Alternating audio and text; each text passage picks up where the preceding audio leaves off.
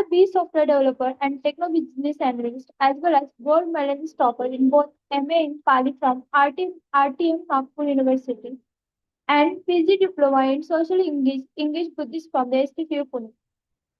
Currently, they are pursuing MA in Buddhist studies with heavy Sanskrit and have taught as a Pali professor at Dr. Ambedkar College, Nagpur. They host the Dhamma Discoveries podcast, work on the Pali Tipika as it is translation project, and led the Pink Sanyathon Marathon with Pink Holic India. Now I would like to invite Ruchai ma'am to go ahead to give your insightful talk to us.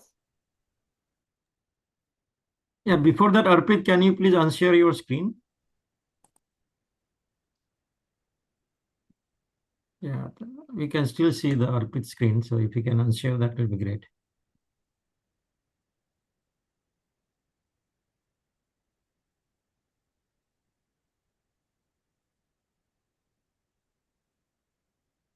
Okay. Jiwane, madam, please go ahead. Yeah. Yeah. Hello, everyone. Good morning. Jai Bhim. Am I audible to you all? Yes, we can hear you. Yeah. Yeah. Thank you for wonderful introduction, Kajal, and wonderful story of the Tree of Fortune by Arpit, and great explanation and grooming session by Kranti Chavan ma'am. So I'm very happy and feeling very fortunate to be part of this Anna and delivering my talk today. First of all, I want to congratulate all of the Anna team. The organization is really very successful and it's been going on. I I'm not sure anyone can tell me, but consecutive executing on it every Sunday, it's very successful, and I congratulate whole team for that. So may I share my screen? Yes. I did make you the co-host, so please go ahead. Yes. Yeah, please do that. Yeah. Okay. Yeah. It's showing me a host disabled participant screen sharing, but I will click again. Okay. Yeah, now we can Yeah. do that. Yeah.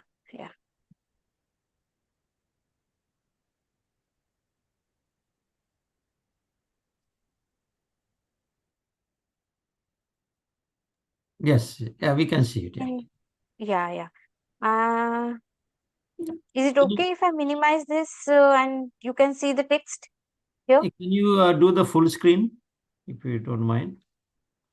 Mm-hmm. Entire screen. Yeah, I have done it, but I'm not sure. Is it visible for all of you? Yes, it is visible. Yeah, please go ahead. Yeah. Then it's okay because you people are not visible to me. I am just seeing my text.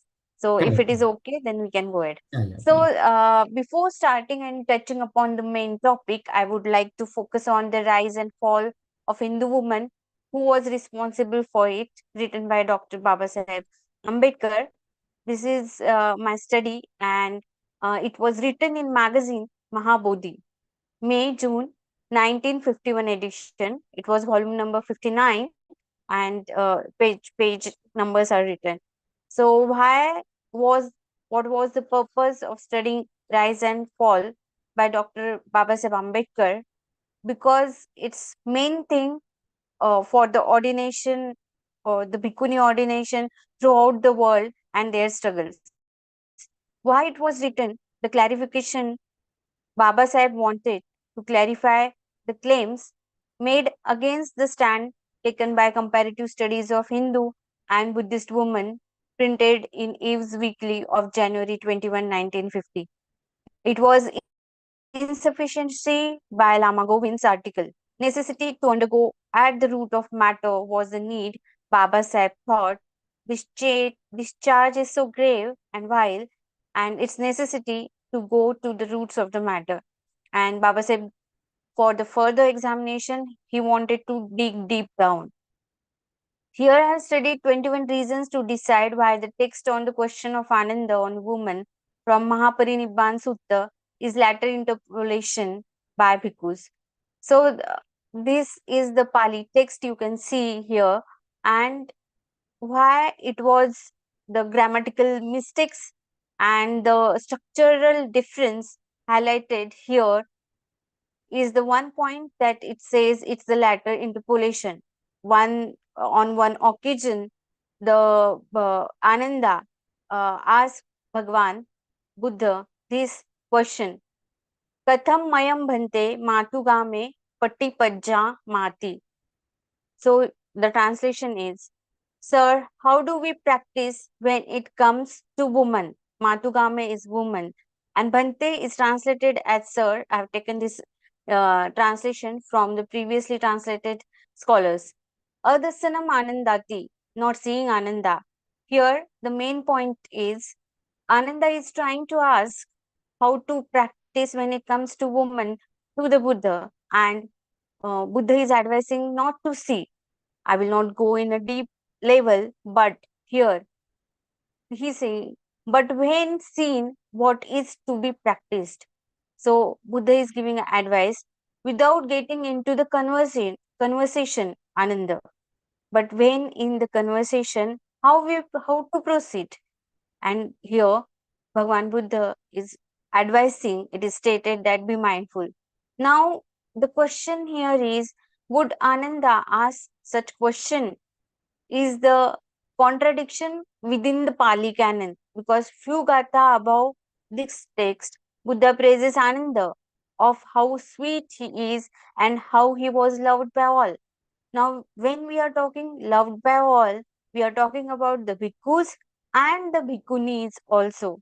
So now, when it comes to authenticity on the Ananda's question, there are four incredible and amazing things about Ananda, and the four qualities of his are specified here.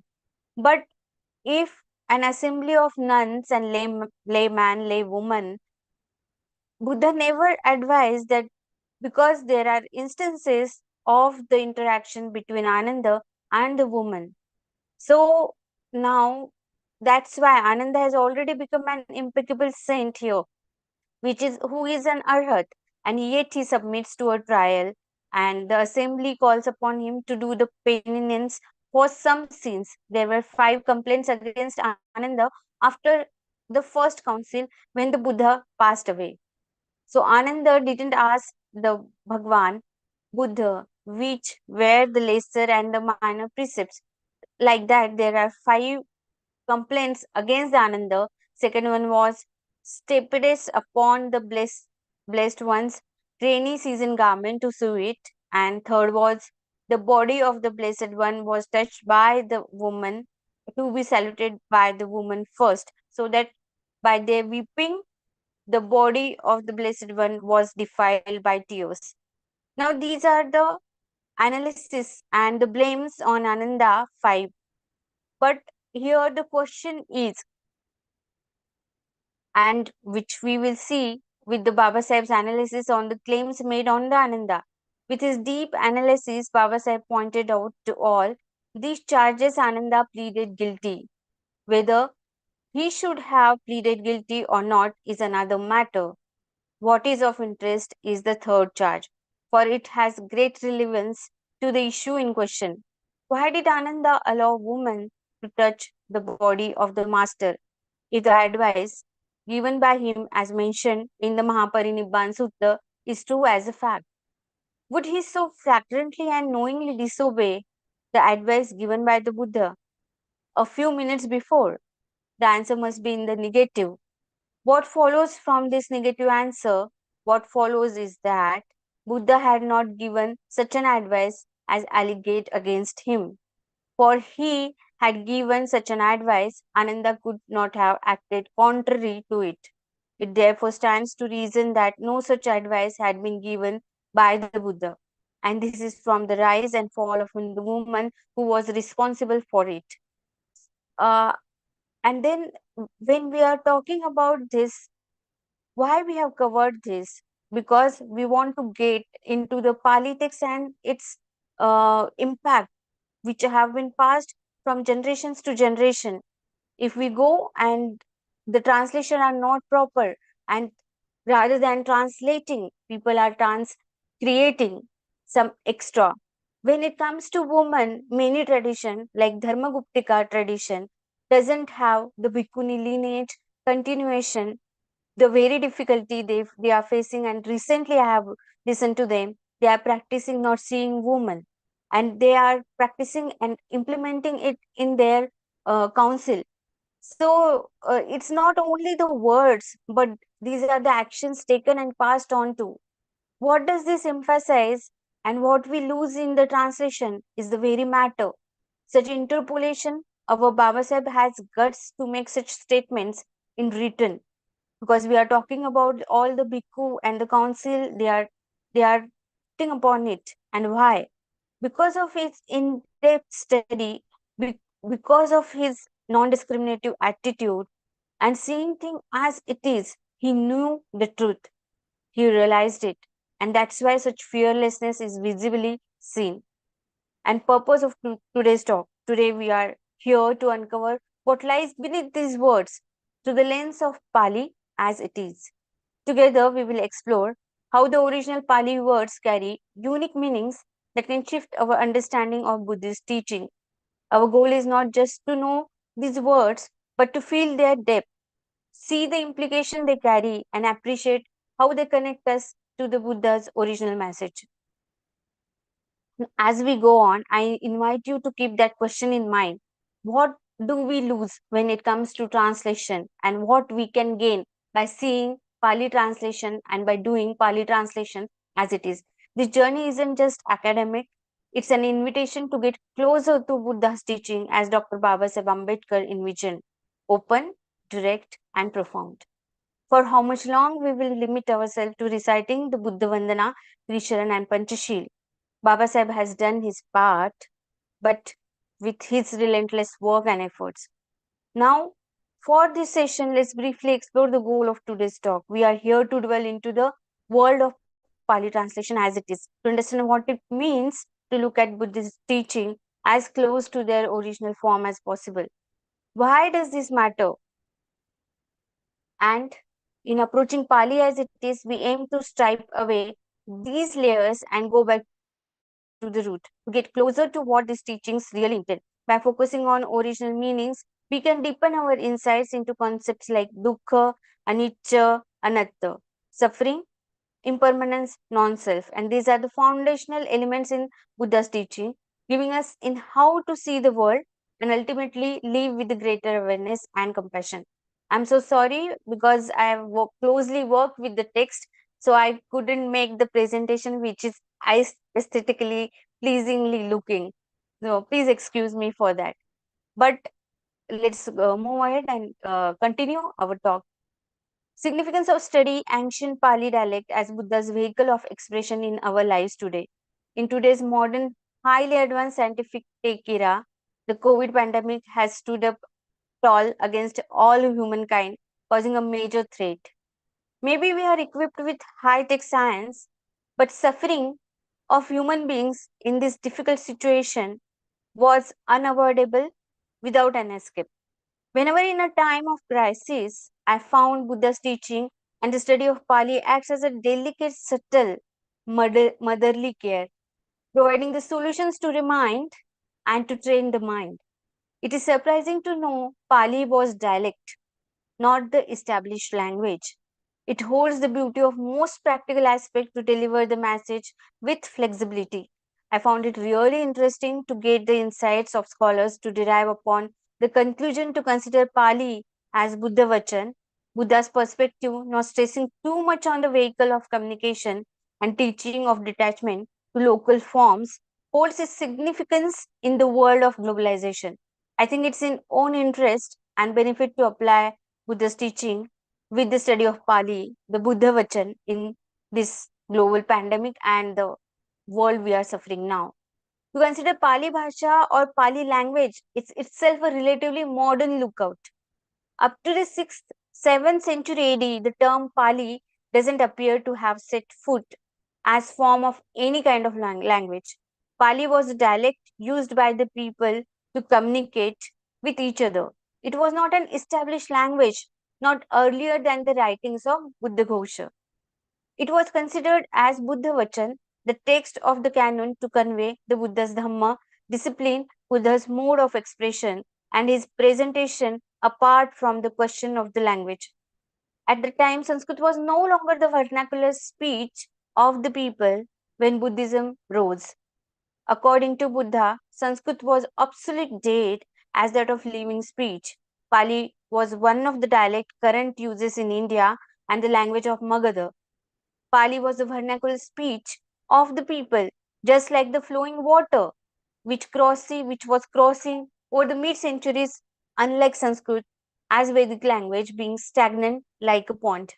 The transition from Pali as a text to Pali as a language come later with a natural process. The first famous critic Acharya Buddha Ghosh laid out the mentions of the Pali in 4th and 5th century BC in Vishuddhimagga and Atthakatha. He referred it as original Buddha Vachana and original Tipitaka path. Buddha's perspective on Pali, however, Buddha must not have insisted stays to use Magadhi as the only language to convey his message that would be Michhaditti, wrong view. With reference to Vinaya Chulvagga, Buddha recommended bhikkhus to propagate the teachings of the Buddha through the medium of Sakanirutti instead of translating it into the Chandas, that is Sanskrit. That was the Vedic language. So, what do you mean by Sakanirutti? Saka means tribe and Nirutti means language. It was the language of the tribe. So, it was the local or common people's widespread use dialect to communicate on a day-to-day basis.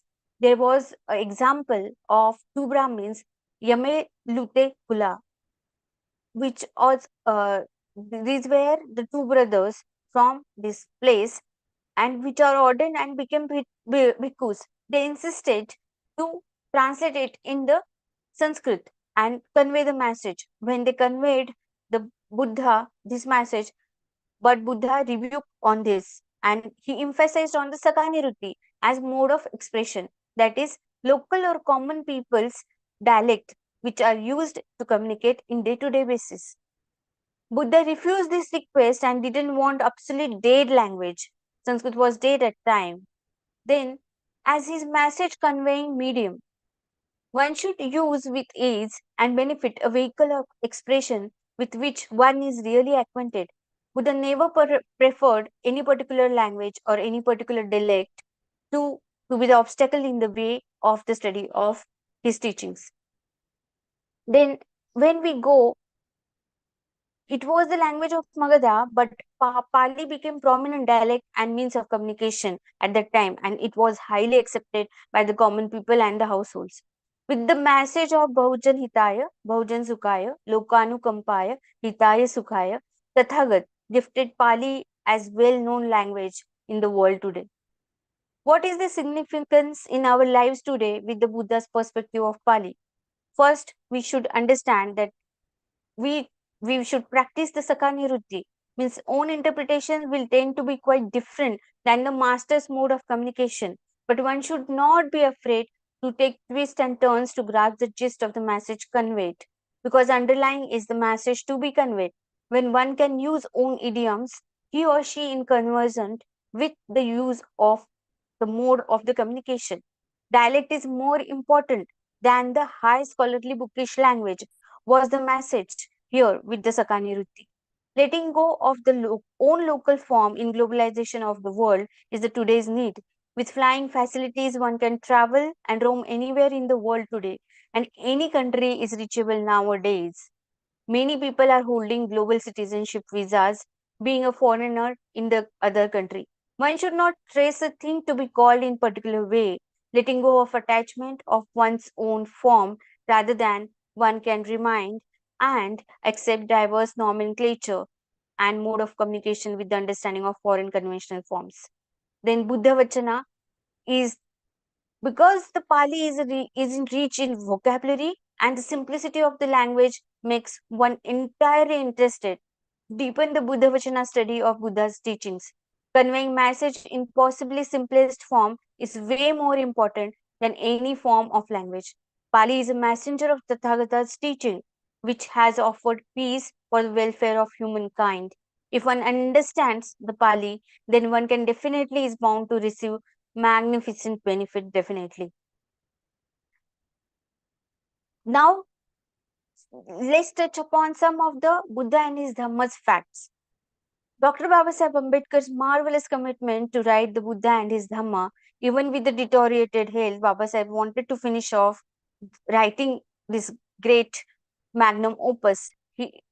Because he knew that nobody else and only him could finish off what he has started 5 years ago. This magnum opus took entire 5 years to complete during 1951 to 56 with his arduous study and research. And there were requests to write BAHD, Buddha and his Dhamma. When Babasaheb published the Buddha and the future of his religion, he received many requests to write such book. And in response to that, Babasaheb started writing and studying Buddha Dhamma relentlessly, days and nights. And it was part of hard editing. When Babasaheb started writing this magnum opus, one must take into consideration that there were much hassle with paging, repaging, numbering, renumbering. For editing purpose, he had to cut the paper and paste it. After rigorous hard work, 4 press copies were printed and 50 copies with the title The Buddha and His Gospel were printed. On March 15, 1956, Baba Sahib wrote preface by hand. The major concern was finance for publishing the book. Tata sanctioned rupees 3,000 for the same purpose. SS Rege was the supervisor for the printing in 1956. 2 copies handed over to Jawaharlal Nehru. Baba Sahib asked Government of India to purchase 500 copies of book for distribution among the libraries. But Nehru showed the helplessness and forwarded case to Dr. Radhakrishnan. All 4 copies of manuscripts disappeared suddenly. Who's behind and who's at and what's the motive behind such mischief is still unknown. But government of Maharashtra gathered all manuscripts via different sources and made it accessible to us all. On November 1957, book was first published by People's Education Society without the preface. This was after 1 year of Baba Sahib's passing away. Now, Baba Sahib honesty and presentation, which we can touch upon in this magnum opus. Baba Sahib clearly left the choice to the readers to judge the goodness of the book carried, and he doesn't claim any originality. He referring him as a compiler. He hoped that reader will take the presentation with the simplicity and clarity the book bears. The book is divided in 8 books and Baba Sahib has styled whole text with proper numbering. Now, interesting part is he begins with the Dhammapad Gatha. Sahasampi che Gatha, better than 1,000. Anatha Pada Samhita, meaningless verses is. Ekam Gatha Padam Seyo, a single meaningful verse, Yam Sutva Upasampati, hearing which brings you peace. Compassion and considerations of Shudras and women. In Lohita Sutta, Baba Sahib is highlighting this. Pali translations, the meaning of Pali word parassa in English means others. Parassa in English means others, is referred to as the Shudras and women by Dr. Babasaheb Ambedkar. The passage states, now at the time, Lohitcha had the following harmful misconception. Should an ascetic or Brahman achieve some skillful quality, they ought not inform anyone else. For what can one person do for another? And Baba Sahib included and translated the others specifically as women and the Shudras. As we all know, his trials to make a difference in women's life was tremendous. After the Buddha, welfare of women was always on the Baba Sahib's mind. The study of rise and fall of Hindu women, which you have done now, and other BAWS speeches and writings clearly indicates that Baba Sahib dreamed of the Prabuddha world. And with such transcreation, instead of the translation, the facts are distorted, which has impacted widely in different traditions. How? Now, what we can do? It's time for us to get ourselves properly educated and dig deeper and widen our horizons now to make his dream of Prabuddha world true. I would like to know in comments from all of you that how familiar are you with the Pali text. You can just type in the text that you are very familiar, because if you have read some Pali text and in translation or studied them, or can say somewhat familiar. I know a few core terms and the basic concepts, and not very familiar if you are new to Pali and the concepts within it. Continuing our talk, exploring the key Pali concepts. Now, let's just explore the few Pali concepts here. To get closer to the hearts of Buddhas, let's look at few core Pali terms that reveal deep insights when understood in their original context. We will also examine how some common misinterpretations of these words can shift our understanding of Buddhism's fundamental principles. The core Pali term, say like dukkha, the dukkha is common translation is suffering. And if we go in deeper, look at this word at always translated as suffering, and dukkha conveys a broader concept, and it points out the sense of dissatisfaction, unease, or the impermanence that characterize much of the human experience. It's not just about overt pain or the sorrow. Dukkha represents a pervasive sense of unsatisfactoriness that arises from our constant desire for things to be other than they are. And why does it matter? Because understanding dukkha in its full depth helps us see the Buddhism not is not just focused on the life's pains, but on the transforming our relationship with the life's inevitable imperfections. When dukkha is translated narrowly as suffering, it can seem overly negative and pessimistic. Seeing it instead as a way to address the universal longing for peace and fulfillment brings us to the Buddha's teaching in a more balanced and accessible way. Second is anatta, for example. Common translation is no self, non self. What is the deeper meaning here? Anatta is the concept that there is no permanent, unchanging self or soul. It's not saying we don't exist, but rather than that, what we consider self is a dynamic and temporary collection of thoughts, feelings, and experiences. This challenges us to see beyond the ego's boundaries and recognize that our true nature is interconnected and fluid. Why it matters? When anatta is misinterpreted as no soul or no self, it can seem nihilistic or deny our experience of selfhood. Instead, anatta invites us to let go of the ego's illusion, allowing us to act with compassion, free from the narrow interest of the self. This understanding is key to Buddha's practice and promoting a life of service and wisdom rather than self centeredness. Now, another interesting and which is all dear to us is the word metta, often translated as loving kindness. Metta is more than just kindness. It is sincere, universal wish for all beings to be happy and well without expecting anything in return. It reflects a boundless, inclusive goodwill that extends beyond personal attachment or favoritism. And why does it matter?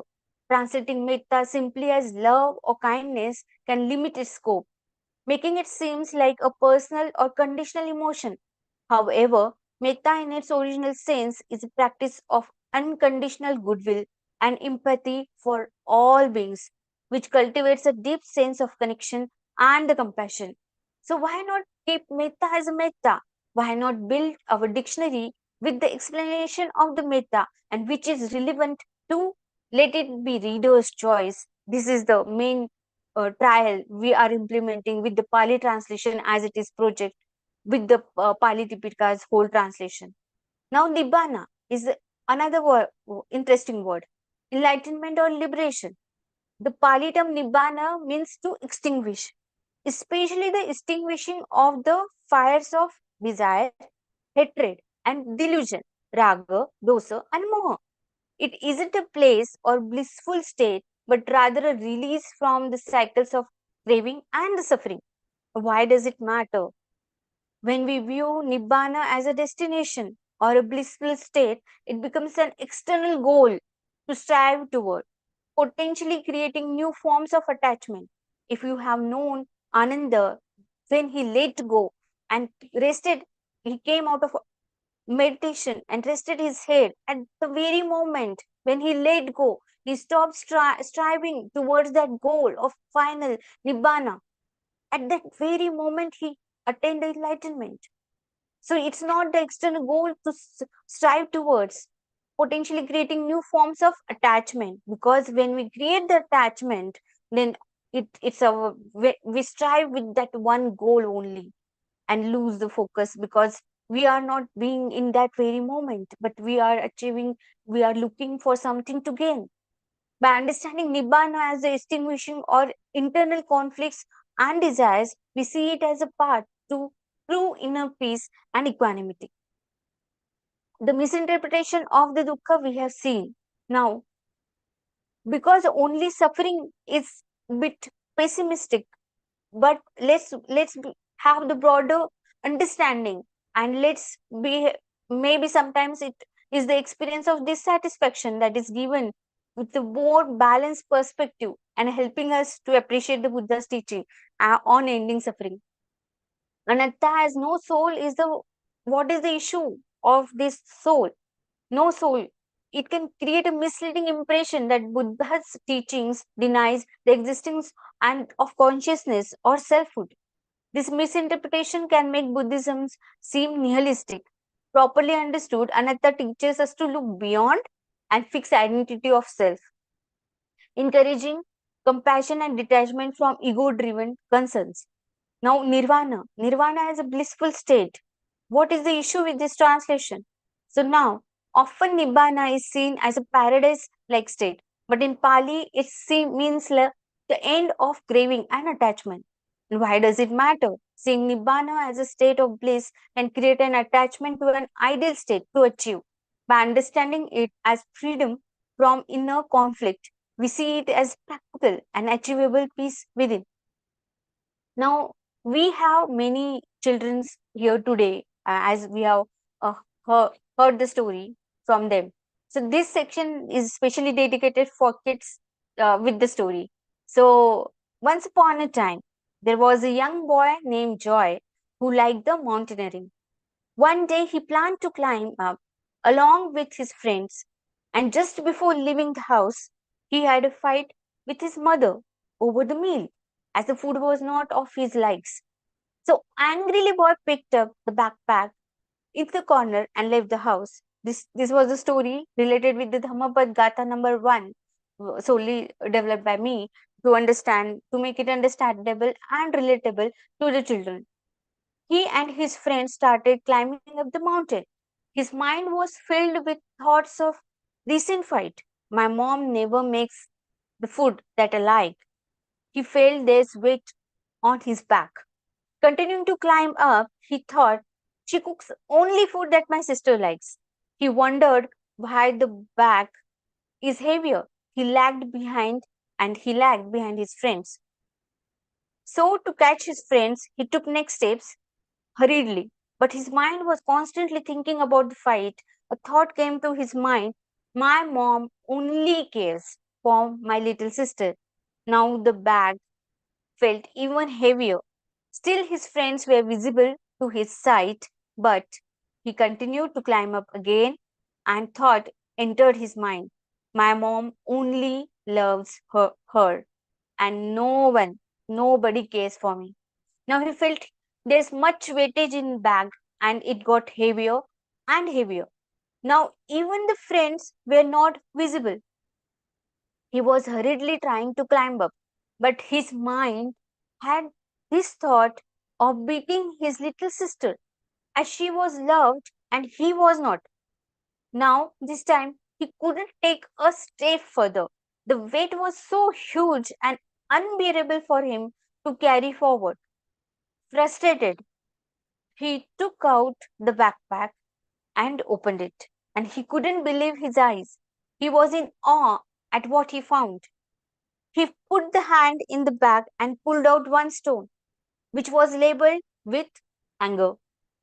He put the hand again in the bag and pulled out the second one, which was labeled with dislike.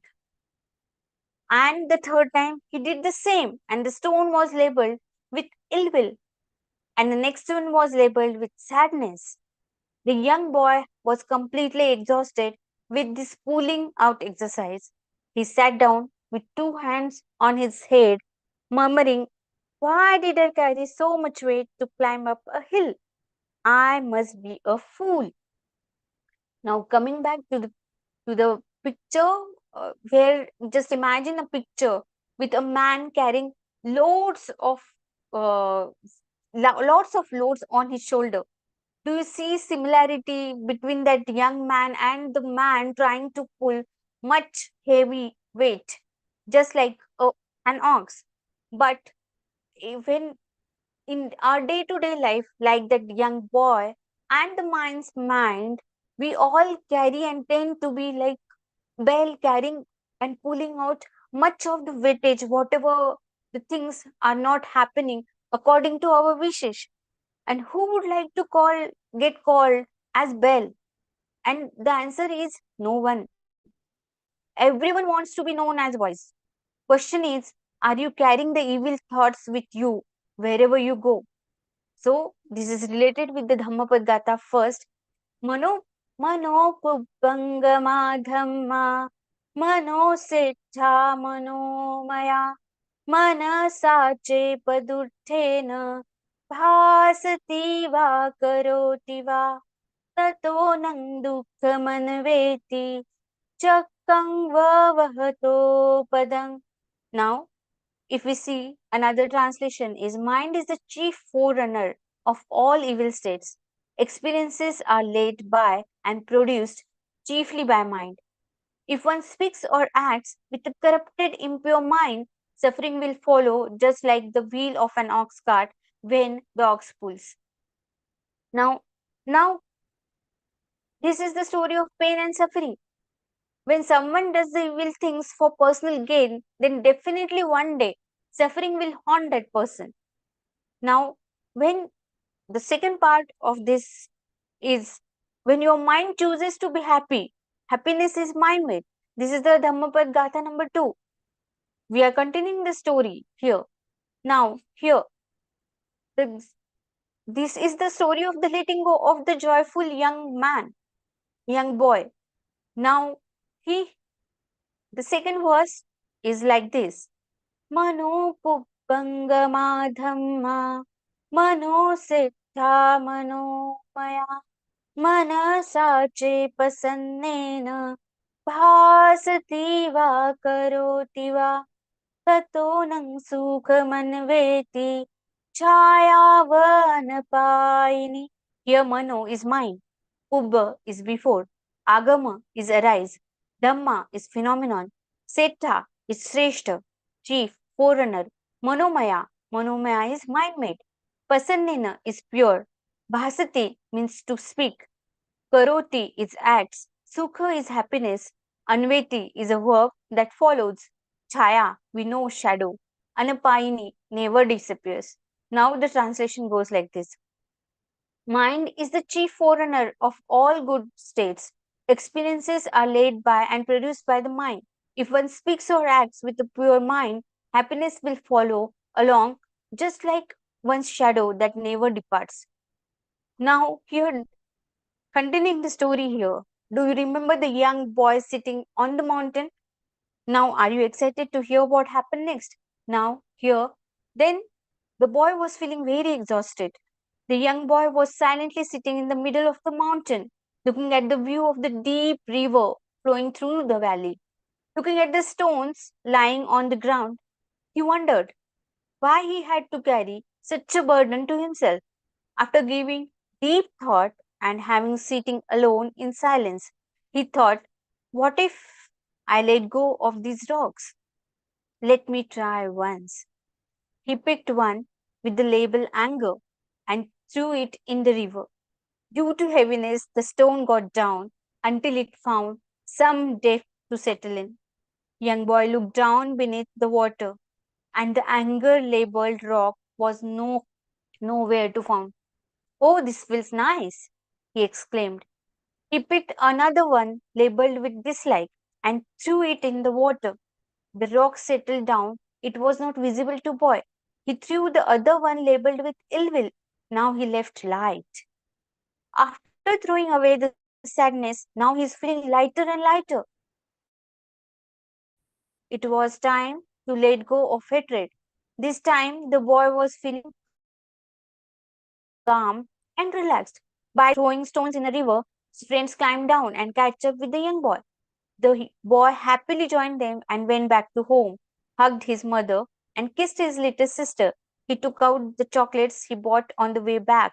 The little sister burst into joy, and all family enjoyed the dinner with the boy's favorite meal. Now, this was the second verse, and the English translation is the difference we can see here with the Baba Sahib's translation for the very same Gatha.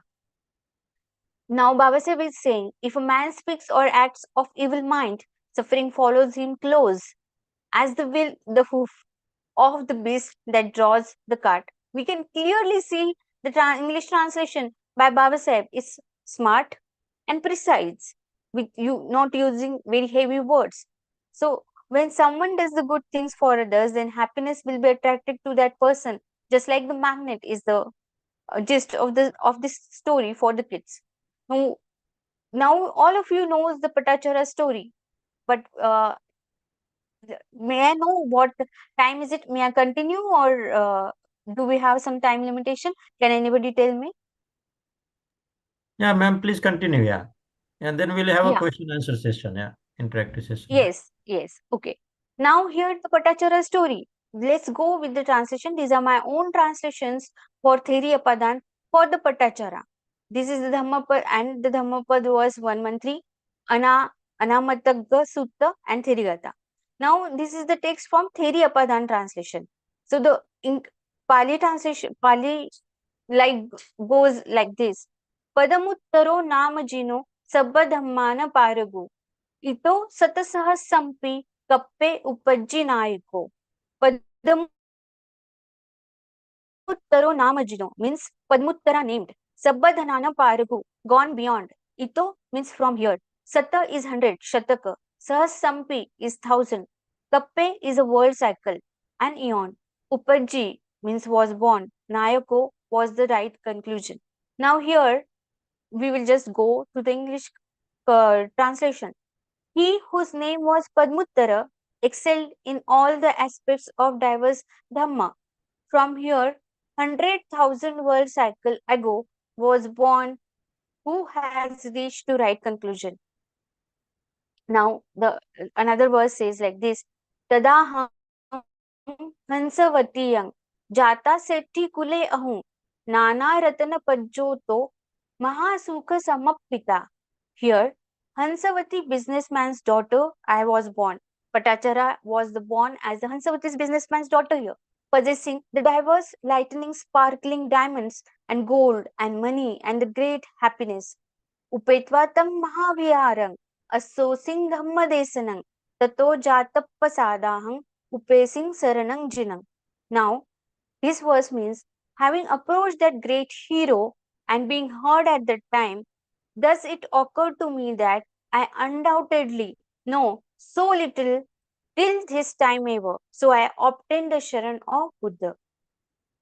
Tato Vinayadharinang Aggang Vannesi Nayako Vikuni Lajjining Tading Kappa Kappa Visaradang. Now it's very interesting. Here she is saying, hero praised the humble leading bhikkhuni of that time.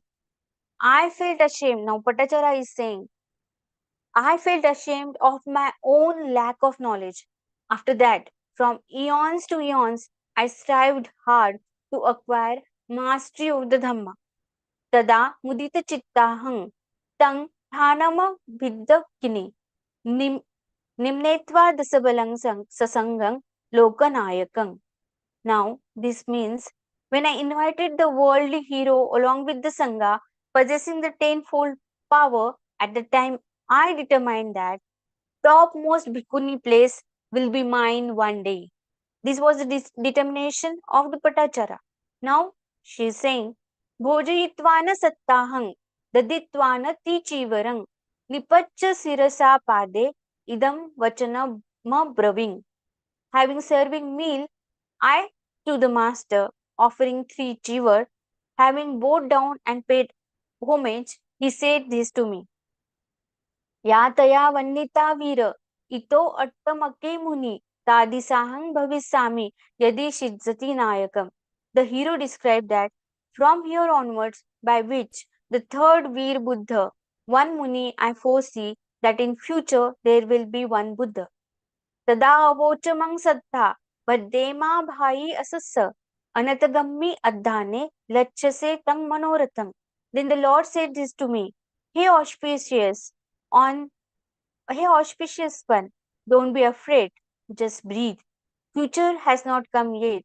You will attain and your wish will be granted.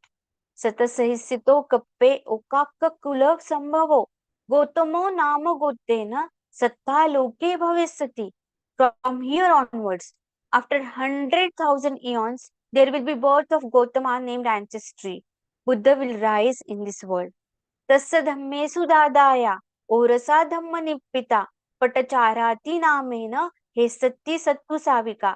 Now having taken up his own discovered dhamma, there will exist Buddha's savika named Patachara. तदाहं मुदिता हुत्वा यावज्जीवं तदाजिनं मेत्त चित्ता परिचरिं ससंघं लोकनायकं. Then I, having rejoiced as far as possible for me for that time period of life, I lived in Mitta Chitta under the guidance of worldly hero and his sangha. Tena kammena sukatena chetana panidhi cha jahitva manusandeham tavati sangha magachangam. Tena kamme. Now, as a result of this kamma, I did not born as animal. At the time of living of this human body, I was born into the Tavati Loka. इमं हि भद्दके कप्पे ब्रह्मबंधु महायसो कस्सपो नाम गोत्तेन उपज्जि तद वदतं वरो. Thus I, living an eon with good quality, as per said, I was born to the top of the top, excellent Brahma Bandhu gentleman in the noble Kassapa Buddhist era.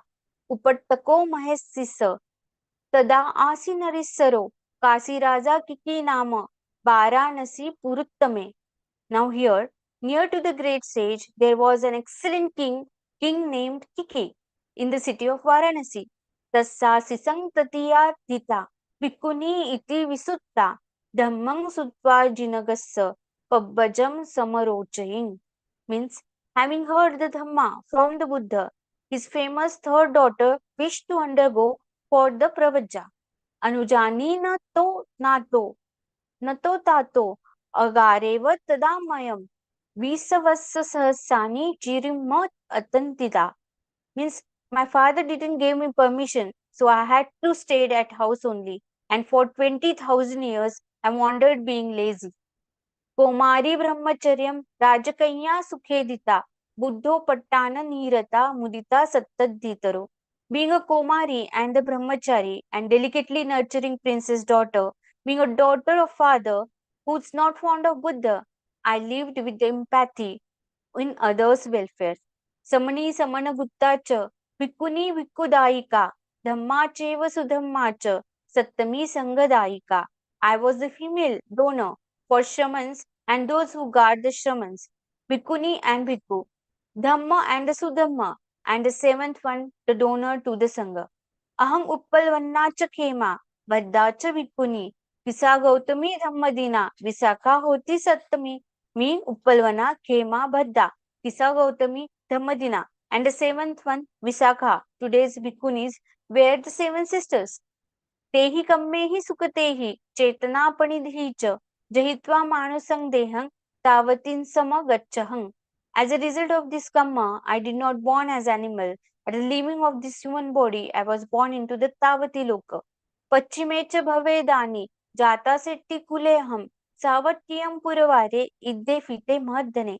Now I am born into the excellent, prosperous, lavish, and rich businessman's house in the west, in the town of Savatthi.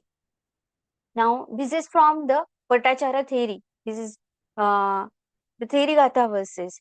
Yocha vasatam jive apassam udayabhayami ekaham jivitam seyo pasato udayabham. This is the Dhammapad from 113 verse. Better than 100 years in the life of a person who does not perceive the arising and the dissolving of the five aggregates, the khandas, is a day in the life of one who perceives the rising and dissolving of the five aggregates. Now, here, the Anamatagga Sutta also says to her, the Buddha is having conversation with the Patachara here. Patachara, have no fear. You have now come to the one who can protect you and guide you. We know all the story which has happened, and Patachara lost all of her relatives, her husband, two young children, and whole family got burned down in her own village while returning. So Patachara was not being conscious, and she was roaming here and there without any clothes on her. And now Patachara has entered for the very first time in the Buddhist assembly. Now Buddha is having that conversation with the Patachara. Patachara, have no fear. You have come now to the one who can protect you and guide you. Throughout this round of existences, the samsara, the amount of tears you have shed on account of the death of your sons, husbands, parents, and brothers is voluminous. It is even more than the waters of the four oceans. Patachara, you are now on the right track, and you now have the true perception of the aggregates, the khandas. One who does not perceive the impermanence, unsatisfactoriness, and unsubstantiality of the aggregates is useless, even if he were to live for 100 years. This was the Buddha's advice to, to the Patachara. Now, these following are the Thirigata verses. These are the words of the Patachara. Nangalehi kasankhettang bijani pavapam chama uttadarani posenta dhanam vindanti manava. He plows, the fields are plowed. With seed the earth is sown. Thus wives and the children feed. So young men win their wealth. The Gatha number 113 goes like this. Kimaham Sila Sampanna Sattu Sasanakarika Nibbanam Nadigachami Akushita Anuddhata. Then why do I, of virtue of pure, doing the master's teaching, not lazy nor proud, Nibbana not attain? Now she is asking herself that I am doing everything, but then also I am not attaining the Nibbana.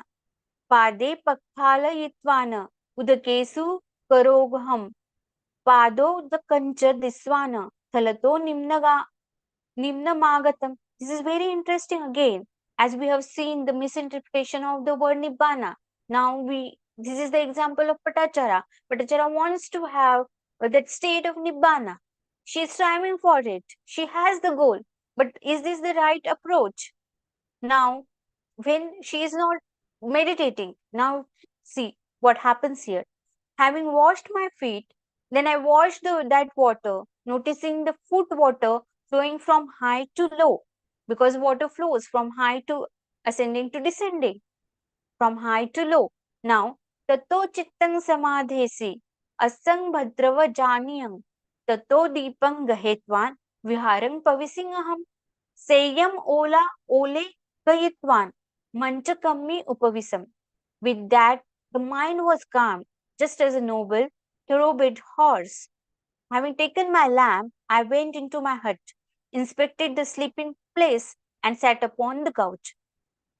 Tato suching gahetvana, vatting okasayamaham, padipaseva nibbanang, vimokho ahu chetasoti. Now, having taken a pin, I pushed that wick right down, and just as the lamp went out, so all delusion of the heart went to. Now this is the enlightenment. Now she has got enlightened. She was not meditating at this time. One thing to be noted here. She got the enlightenment and nibbana when she let it go. This is the second example in the same session we have seen.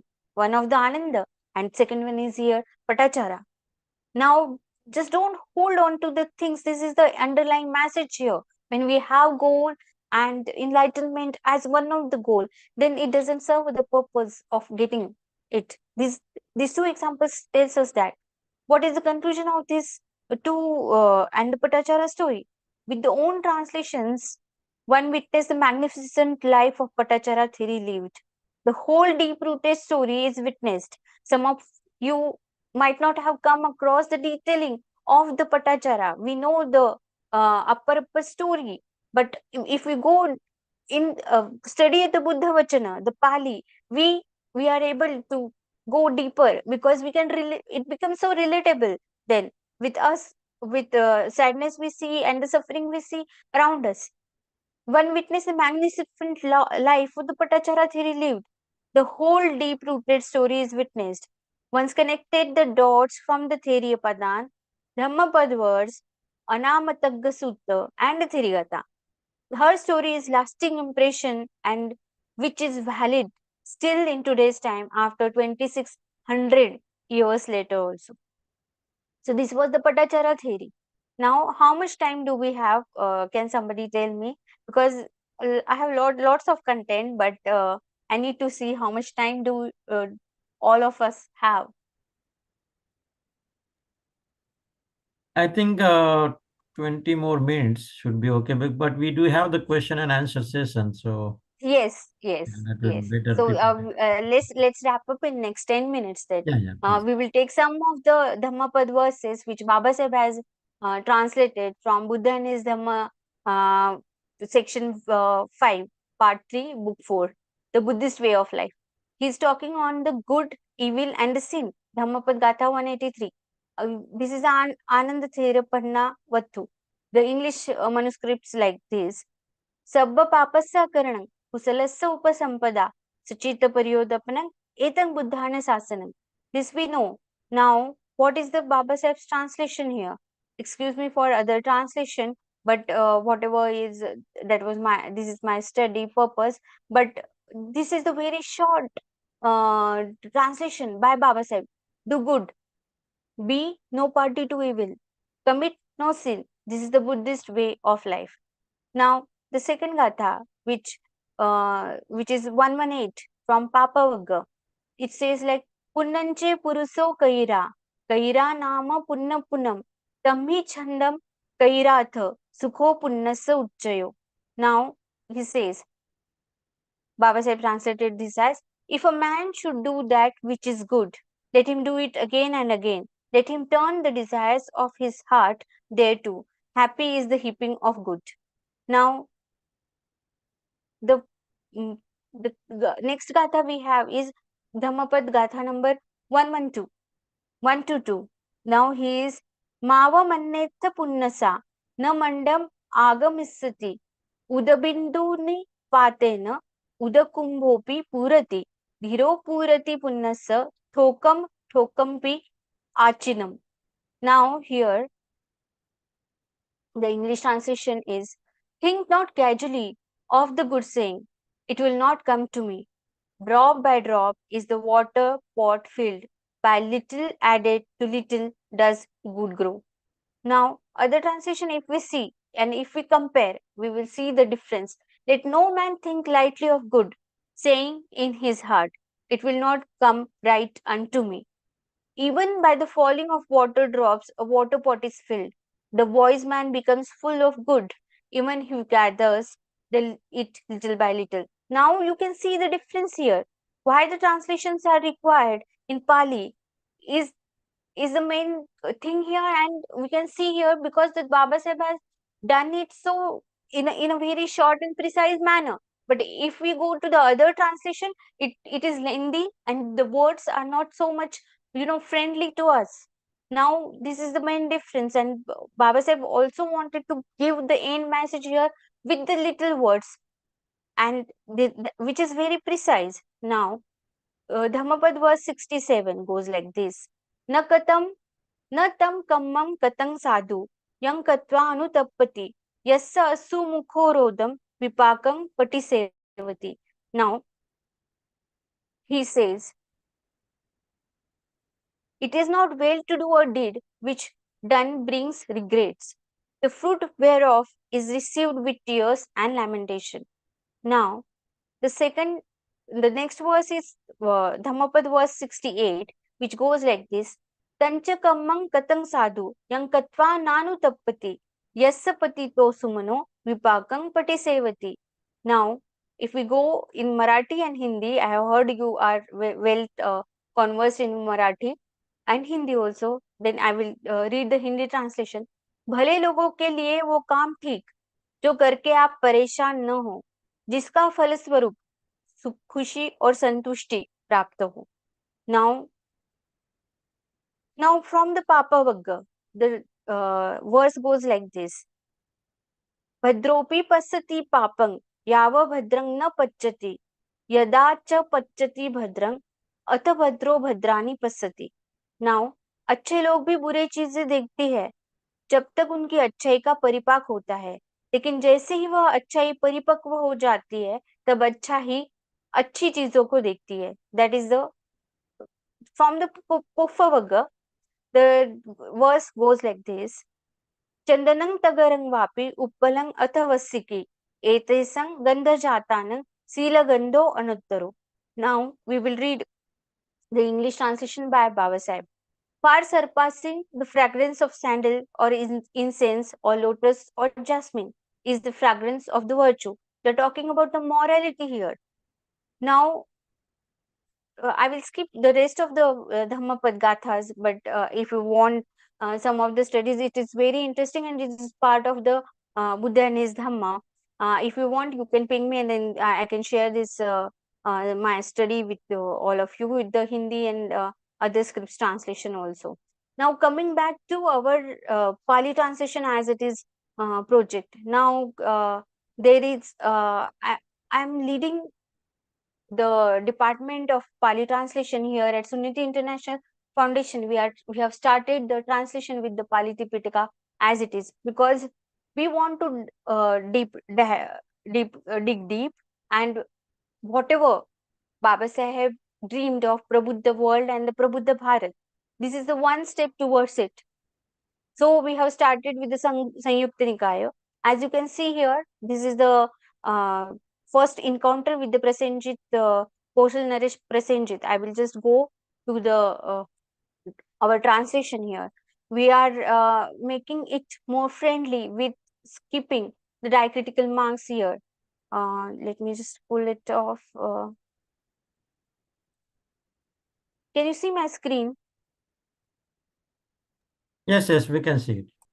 Yeah, so here what we are doing, we want to translate in such a way that it becomes very user friendly for all of even if one doesn't know the Pali, then also he or she must be able to go through it in a very friendly manner. So we are skipping the diacritical marks here. M below dot, M the upper dot, A colon and bar, things like that, which are not easily typable also, and for pronunciation also somebody may have some confusion. So here M dot is is replaced by ng because in Pali we don't say like Buddham, even though Buddham is spelled as Buddham upper dot. It is pronounced as Buddhang, ng if we can add. And G is so silent. So why not reflect it in our written format script so that it will be easier and the pronunciation it will be helpful, because in Sanskrit of course it's Buddham. So it makes a valid that Buddham is written like that and pronounced like that. But in Pali, we are pronouncing it as NG. Why not include NG then? Why to stick with the M and the below dot?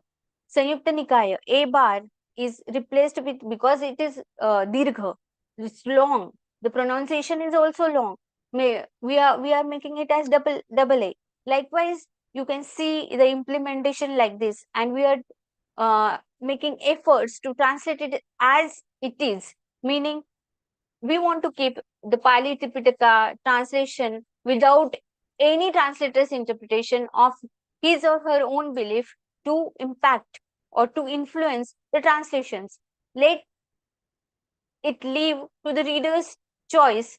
Whatever the understanding level they have, they will understand in their own way, depending on their maturity, depending on their own perspective and the depth of the knowledge of Buddha's teaching. So now this is Kosal Sanyuktam. So I will just end our session with this verses and its translation. This is from the Sagatvagga Sanyukta Nikaya 3.1. This is with the Kosala Sanyuktam section on the Koshala Patham Vagga, first Vagga Dhara Suttam. It is talking about young. Now, when we are talking about Nagas, why I have picked up this sutta, because we relate and to us with the Naga people. So that's why I have included this sutta, because there is written mention here. Let's dig down and see what Buddha has to say about this. Thus I have heard. At one time, the Bhagavanta was dwelling at Savatthi in Jetavana, the Arama of Anatpindaka. Then Raja Pasenadi of Koshala approached the Bhagavanta, and having approached, he exchanged greetings with the Bhagavanta. After discussing the topics that were appropriate and pleasing, he sat down at one place. When he was seated at one place, Raja Pasenadi of Kosala said to the Bhagavanta, does the Gautama acknowledge that he is Abhisambuddha with Anuttara Samyak Sambodhi? One thing to notice here, that we have kept the original words of the Pali as it is. We can have the explanation later in notes, but let us revive the original Pali into our translations also. So Anuttara Samyak Sambodhi, we know it's unsurpassed, highest Samyak. Samyak means there is no non-discrimination of any time. The Anuttara Samyak Sambodhi means highest level of non-discrimination, that kind of liberation. The Bhagavanta replied, O Maharaja, if when speaking rightly, one were to say, he is Abhisambuddha with Anuttara Samyak Sambodhi, then indeed it would be just I who would be able to say that. Now here, Bhagavan, notable thing is that the blessed one, the Buddha, is emphasizing that indeed I would be just of the one who would be able to say that. He is asserting on he being the attaining the Anuttar Samyak Sambodhi here. For I, Maharaja, I am Abhisambuddha with Anuttara Samyak Sambodhi. But Gautama, those Samanas and Brahmanas, the groups and assemblies who are renowned, well known, and Tirthagara, acknowledged by the masses, such as the Venerable Puran Kassapa, Makhali Gosala, the Nigantanath Putta, Sanjay Velatpa Putta, Pakuda Kachayana, and Ajita Kesha Kambala. Now here we can see these are the 6 famous group of the teachers who were present at the time of the Buddha. This tradition were going on currently at the time of the Buddha. When I have asked them whether they are Abhisambuddha with Anuttar Samyak Sambodhi, they do not acknowledge it. Why then does the Gautama claim to be young in age and recently gone forth? Here now, the King Pasenjit, first, most probably this is the first encounter of King Pasenjit with the Buddha. Now, these 6 masters are going on from many years. They have become old also. And now here, the Gautama, now he is referring him, the Kosal Naresh is referring Buddha as not the Buddha. Now you can see the difference at the end. But to begin with, now he is pronouncing it as a Gautama, because those Brahmins who were not so much influenced by the Buddha's teaching and were looking down upon the Buddha's teaching, first of all, they used to refer him as a Gautama only. So here we can see the same tradition, same pattern here with the Koshal Naresh also. He is asking the question, why you are claiming, because you are so young in age and recently just you have gone forth. It's been 6 years he has attained the he was traveling and gone forth from home to homelessness. There are Maharaja, 4 kinds of young people who are not to be despised, not to be disrespected. So Buddha is giving advice to the Kosal Naresh. He is not talking about the 6 masters, but he is emphasizing on the young youthfulness. That's why the name is Dharasut. What are the four? O Maharaja, a warrior, is to be regarded as young and not to be despised or disrespected. O Maharaja, a serpent. Now, what we are talking about, the Naga, has come here. A serpent is to be regarded as young and not to be despised or disrespected. Here, Naga has not come as Naga here, but as a Uraga. Uraga is also in the sense of Nagas in original Pali. O Maharaja, a fire is to be regarded as young and not to be despised or disrespected. O Maharaja, a bhikkhu is to be regarded as young and not to be despised or disrespected. O Maharaja, there are four kinds of young people who are not to be despised or disrespected. Thus spoke the Bhagavanta. Having said this, the Sugata then spoke again, the teacher, a warrior born of noble lineage, renowned and well known. A young one should not be despised. Let no man disrespect him, for he is a man of high station, a warrior who has attained kingship. When angry, he executes the king's punishment. He can be extremely powerful.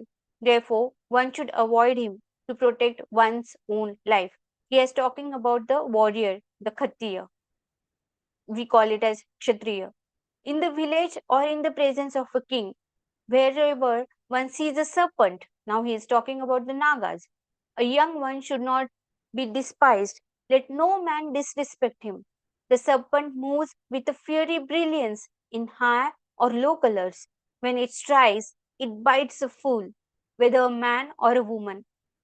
Therefore, one should avoid it to protect one's own life. Now, thirdly, he's talking about the fire. Now, a well fed fire, a fire with a heavy fuel load. A young one should not be despised. Let no man disrespect him, for it has gathered fuel, becoming a great fire. When it strikes, it burns a fool, whether man or a woman. Therefore, one should avoid it to protect one's own life. A fire in the forest burns fiercely with a heavy fuel load. There, the roots arise days and night without cessation. Then, fourth one is the bhikkhu, and that bhikkhu who is endowed with virtue, is talking about the morality, burns with power. His children and heirs do not find wealth in him. The childless, hairless, you become destitute. Therefore, the voice protector should understand his own interest. The serpent, the fire, the warrior of great renown, and the bhikkhu endowed with virtue should be treated properly. When this was said, Raja Pasendi of Kosala spoke to the Bhagavanta, excellent Bhakte, excellent Bhante. Now he is referring him as a Bhante, not as a Gautama. You see the transformation here. Just as Bhante, something that has been cast aside might be lifted up, or something that is covered might be uncovered, or a path might be shown to the blind, or a lamp might be held in the darkness, so that those with vision may see forms. In the same way, many different aspects of the Dhamma have been revealed by the Bhagavanta. This Bhante is why I go to the Bhagavant for refuge, and to the Dhamma and the Bhikkhu Sangha. May the Bhagavanta protect me who has gone for refuge with a life that is life sustaining. Now, I will end with the famous quote of Baba Sahib: an idea needs propagation as much as a plant needs watering, otherwise, both will wither and die. This is the quote by our beloved Dr. Baba Sahib Ambedkar. Now, this Pali translations, as it is one of the trial and the implementation of the idea to contribute and do our part as a role, like a tiny drop of water in an ocean towards the Prabuddha world and the Prabuddha Bharat. Let's deep dive and let us just uplift ourselves by widening our horizons and study Pali to understand the Buddha Vachana, to be fearless, to know it, to realize it, so that we can come up with the truthful insights. Thank you all for listening. I will stop sharing my screen now. Let me just wait.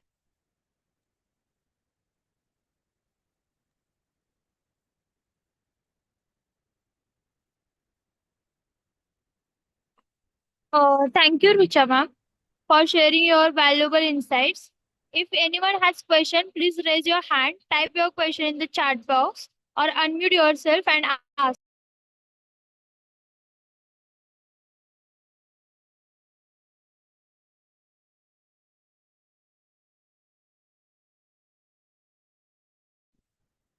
Good evening, ma'am.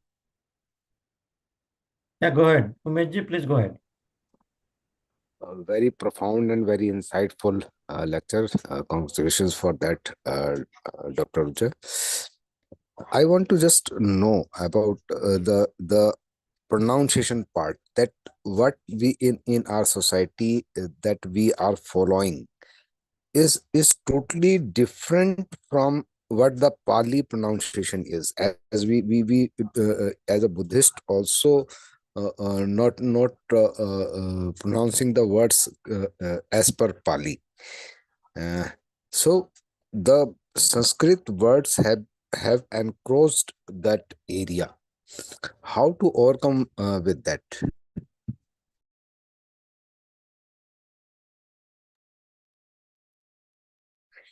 Thank you for your question, Umesh. If I understood your question correctly, you want to see how we can deepen our knowledge in Pali with the pronunciation, because the current trend and whatever awareness we don't have. Generally, we go to the Vihara and do the Buddha Vandana. First of all, I would like to this Anna is the one of the example of conducting the online Sunday Vihara, where all the common people connect, and it gives a platform. Now I was just checking the messages, and there was request of Pali learning. We should have some uh, Pali learning classes, so that we can dig deeper and not just focus on the traditional translations. The world has come to India, the world is coming to Buddha, and now whatever translations we are going through are from the scholars, well established scholars. I really have deep respect for all the scholars who have made, like there is TWS, Rich Davids, Mr. and Mrs. But we must understand that Pali, we can see it's very easy language, very rich in vocabulary, and if you go to the gist of it, you will understand the simplicity of it and the easiness of this Pali. We can relate it to our own life, and we can see right in the moment. It's so relatable, because it's not just the words, it has deep and richer meaning in it. So if you connect, like I have done the online 12 lectures class on the online Pali translate online Pali session under the Mangesh Dahiwale. And with the 12 sessions, then I got interest, because there Pali we didn't discuss in at length. The grammar part we skipped totally, but it was the interest in the Dhammapad. Wanted to dig deeper. Okay, what's next? What next? The grammar rules are for our facility to understand something, but as Buddha also advised, and we have examples of Baba Sahib excelling in many languages. So Baba Sahib has developed his own dictionary. We should come up, like you must be knowing, when we were attending the Buddha and his Dhamma classes, we have developed our. I was developing the BHD dictionary also. So Baba Sahib developed the Pali dictionary in volume number 17, BAWS, wherein the current job were also included. Now he hasn't stick with the traditional aspects of it, but there were no advocates at that time. There were no the current whatever jobs were not existing at that time, but he was able to translate it in, not only in Pali but in Gujarati also.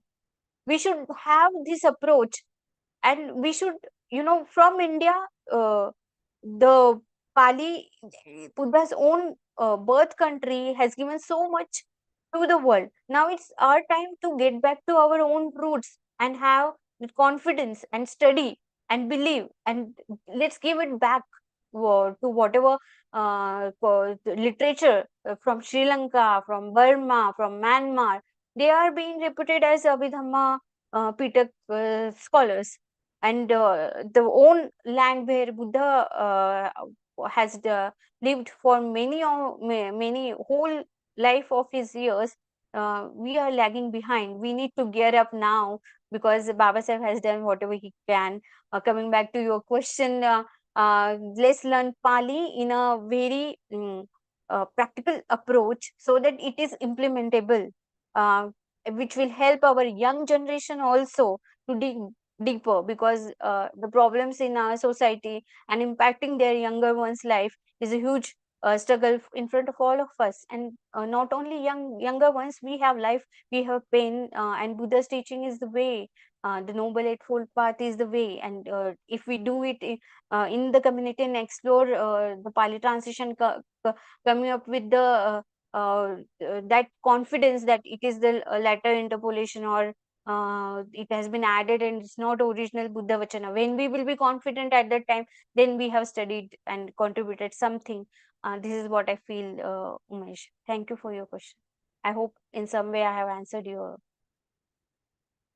Yeah, thank you so much. Just I want to know, that's why I have put it that question. As our mother tongue is not the Sanskrit, but we pronounce the Buddhist literature in a Sanskrit way, as it has been imposed on us.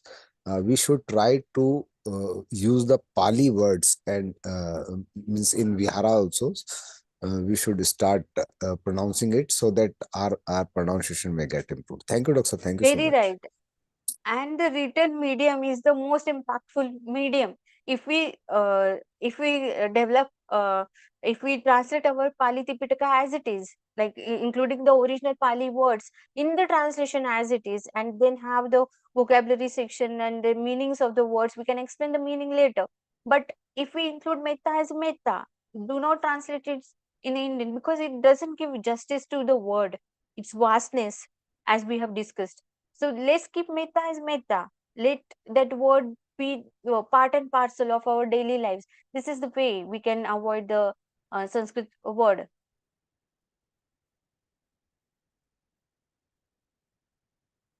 Yeah, Perfect, Doctor. Thank you so much. Thank you so much. yeah. Okay.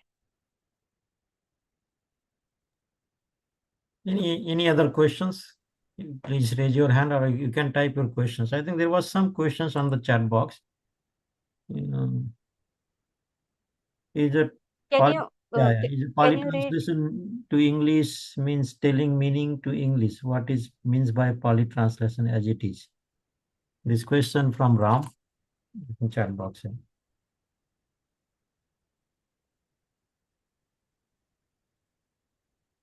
Yeah. So we are doing now. The language is the medium with which we communicate. Now Pali in Marathi also can be translated. Hindi also can be translated. Now we are talking about English. Now this project which I'm leading currently, we are starting with the English, but we have also in mind the Hindi and the Marathi. Now this is just the beginning, and since 5 months we are working on it. Now when we translate it as it is, means it's dictionary based. First of all, it's dictionary based. Now second one is, we are not adding any of the translation of our own, meaning no interpretation of the translators will impact. So your own beliefs, your own environment. Now it has been shown. If you have joined the session from the beginning, you might have come across that how the translation and the transcreation are both different phenomenon. Many a times it so happens that it's not translated, but it's transcreated. The distorted history, the distorted meanings has been conveyed and passed on from generation and generation. And because of that one word, like Matugame, as I have told you, because of such one single word, the all the tradition and the revival of Bhikkhuni Sangha is facing many problems. And Baba Sahib has that guts to say, no, it was not like that. Why? Because he has diggered it deeply, studied it deeply, and he realized the truth. No, and that's why confidently he could say so. So likewise, we just want it as it is, meaning it must be purely dictionary based and not your own interpretation, not at all. So that's what English is the just a means now currently. Now there will be Hindi and the Marathi also. First of all, we will begin with the Hindi that's in our mind. I hope I have answered Ram's question. Good, good. Richa madam, thank you very much. So deep presentation that you did on the online Vihara. And we do require those kind of presentation time to time, because when language get transferred from India to some other countries, like recently you also met with the Bhante Suresh Asai, right? And how and you can see his pronunciation when he recite the Gatha, right? So the some people who do not know our language, especially Marathi, Hindi, or Pali, or Prakrit, whatever we can call. It's some people from the other country is very hard to pronounce. Here also we visit Sri Lankan Viharas. Their pronunciation is very clear on the Pali, because they are close to India, and I think, and also they learn the Sanskrit. But Thai Vihara, Thai and other Viharas, they are having some translation issues. I mean pronunciation issue, not a translation. I'm saying, but they're reciting the gathas. They are reciting the gathas, but we are not able to catch it what they are reciting. So, what is your perspective on this one? Because the Pali has gone through from India to other countries, and they are reciting the same gatha that we recite, but due to their language and other issues, they are not able to pronounce it correctly. So, what are your thoughts on that? Yeah. This is your observation because you have seen them. Now, here in India, also, what goes in the Vihara is the same tradition. They recite the gathas, similar gathas on a daily basis or on every Saturday, Sunday, whenever they gather in the Vihara. The main thing is that you first need to be open-eyed, like Andhashraddha and the Shraddha. The original word for Shraddha in Pali is Saddha, because there is no shra. Pali is very simple language. There is no sh for Shahamru. There is no sh of Shatkon. There is no shra. There is no kha, sh, Kshatriya. So now that's why it is Khattiya. So to begin with, the original language is very simple and not very complicated. So first of all, we must understand whatever the recitation takes place nowadays in Vihara are not the original Buddha Vachana, meaning they have Buddha Vandana is a praise for the Buddha, Dhamma, and the Sangha. Buddha didn't praise himself, Buddha didn't praise the Dhamma or the Sangha. The people out of their own Shraddha developed this, and this was developed during the Ashoka's period. Now, it was the praise towards Buddha, Dhamma, and the Sangha. But we need to have the access to the original Buddha Vachana, which are in Pali and Pali Tipitaka. That suttas needs to be studied. First of all, go to the translation of if you ask this sutta name which they are reciting, if they are reciting the sutta, then you can directly go to the websites such as Sutta Central, access to insights, and there you will have the search. Now we are developing our own website called as buddhatimes.com. In buddhatimes.com, we will be publishing our translations for the Pali Tipitaka, beginning with the Sanyukta Nikaya.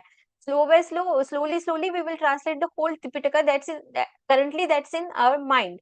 So let's see how it goes, but let's see how people takes it and how useful this project for them. I think so. I have answered your question in some way, Mahesh, sir. Yeah. Thank you very much. Yeah. We'll Yeah. go to the next question. Yeah. Yeah, I really want to thank you, Chatak Dakne sir, for inviting me today for this lecture. Yes, you have question, Chatak sir. No, actually, no question. I just wanted to appreciate and thank you for accepting the invitation. It was very enlightening, very educational. I definitely benefited, and I was had the same thing in my mind when I was planning to invite you. I thought everybody will benefit from the topic you provided, the Pali translation as it is. And also for the benefit of audience, I would like to mention that Richa madam has podcast on the Spotify naming Dhamma Discoveries. People should also listen on that. That is, I think I listened 1 or 2 episode which was about Dhammapada. It was very good. So people can also look at that. Yeah, that's it. I just wanted to pass on my comment. Definitely, we will be inviting in future as well for your good enlightening topics. Thank you. Thank you so much. I would like to connect with you all if this is in some way or the other beneficial for all of you, so that we can understand in the Buddha's teaching or the original Buddha Vachana in their correct and original form in a more authentic way and seeing them as it is. Thank you all. Sure, sure. Also, you were sharing, saying that you will share the presentation. So you can share that with us and we will share with the members. Okay, this is not the presentation, but these are the Dhammapad verses I have taken from the BHD, which Baba Sahib has included. So Okay. I will share that study in different scripts. There is Taisho Tipitaka form also, Gandhari Tipitaka also, the Hindi translation done by me, Marathi translation done by me, and the English translations are of the Baba Sahib. Yeah. Sure, sure. Yeah, please. Hello. Yeah, go ahead. Yeah. Can I ask a last question, please? Yeah, please go ahead. Yeah. Yes. Yeah, thank you, ma'am, for your beautiful presentation. We learn a lot about it, about the Pali translation. It is evident that most of the translation was earlier translation, what Pali translation happened. It was influenced by the Sanskrit language and all other languages. Now, my question is, while we translated these Pali languages, the current meaning, what we considered, is mostly what we know as it the languages currently, right? The whatever like for example, we say like Khattiya, we say that is a Kshatriya word, right? But Kshatriya is latest come out of the the Sanskrit language, right? But the name the Khattiya might be a different meaning of at the time of Buddha or later period. Is that so? It could be like we say Kshatriya means a warrior something. Maybe the Khattiya means a different word. Maybe it's the farmers or any other thing. Is that so? That question is there because I agree with you that there is a very um, what we said earlier, that the languages are very influenced by the current existing languages in translation. So, and many of these Pali is now we considered as a transcreated, not an actual translated. But again, we do that. That is okay. We are doing it. But the correct meaning, what at that time, what are the sources? What are the sources we think that this is the correct meaning of that word? That's my question. Is thank you. So, as per my knowledge, the Kshatriya, the Khattiya in Pali, was the warrior tribe. Now, when we say and group somebody of this clan, what this is for the nomenclature, nama, because in day-to-day life we have to name something. Now, this tribe, this community of group who are of who are having weapons and who goes on field to protect own country. These were grouped. If we can go back and revive the history, of course I'm not student of history, but then also what we can understand is that for the sake of nomenclature purpose, this was decided. And the Khattiya is, according to Pali, it has belonged to the Kshatriya community only. For farmer, there is a kasika word. So for farmers, when for like today we have gone through the Patachara theories verses, there also she is referring the kasaka. So krushaka in Marathi now we are telling it as a krushaka. In Sanskrit also krushaka. सो शेतकरी मराठीत बोलतो, but कृषी एक शब्द आहे. So as time goes by, words changes and their meanings also from time to time they changes. Now the famous word and the most common word for such example is dharma. Now the dhamma. Now when we talk about the four elements, water, what's the water's property?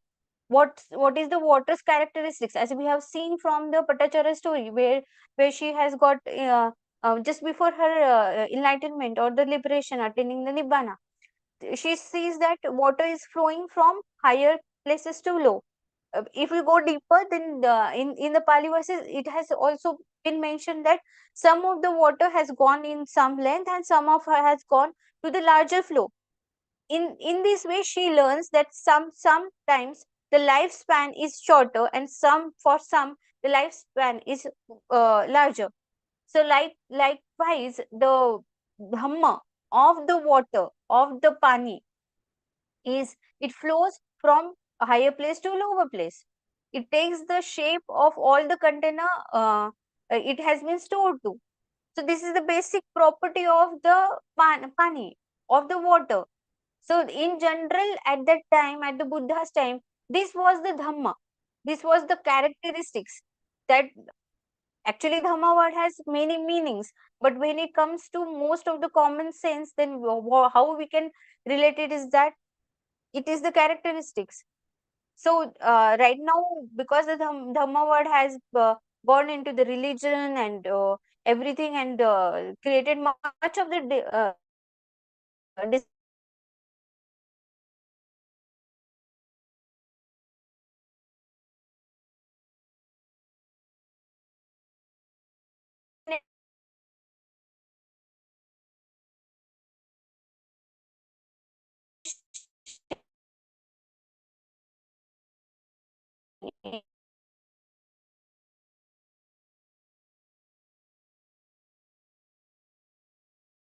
society right now, because we are giving priority on the natural which was existing at the Buddha's time. Go guess faster if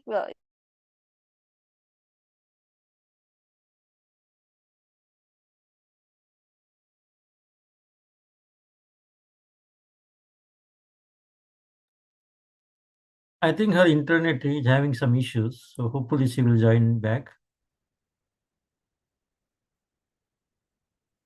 Yeah, Juni madam, you can turn up your video and just keep the audio, then it will be better.